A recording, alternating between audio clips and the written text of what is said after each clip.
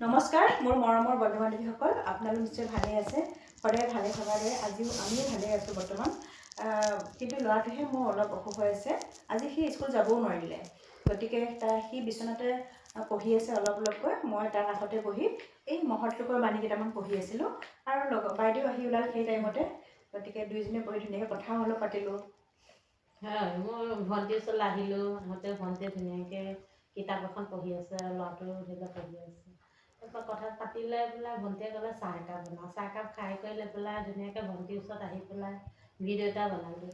ভিডিঅ'টো বনাই কি আৰু মানুহৰ জীৱন কেইদিনীয়া, হয়নে নহয়? দুইজনীয়ে নিজৰ বাই ভনীৰ দৰে আহি কৰি মানে কেতিয়াবা মন গ'লে ভিডিঅ' এটাও বনাওঁ। ভাল লাগে মানে ভণ্টিক। মোৰ মানে নিজৰ ভণ্টিটো মানে বহুত মৰমীয়াল মানে। সেইফালে বান্ধৱীদেও থাকোঁ দুইজনী মানে একেলগে আৰু এই কিতাপখন পঢ়ি থাকোঁতে মই বৰ ধুনীয়া শব্দ এটা পালোঁ। আগতেও জানিছিলোঁ, হ'লেও অলপ এতিয়া পালোঁ। কোনে লিখিছিলে?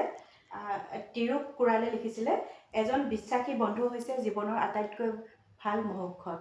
আৰু গতিকে এগৰাকী বিশ্বাসী বান্ধৱী থাকিলে সুখ দুখ প্ৰতিটো সময়তে পোৱা যায় আৰু ভাল লাগে আৰু সুখ দুখৰ কথা মাজতে জীৱন কটাবলগীয়া হয়। সেয়াই আৰু বাইদেউ।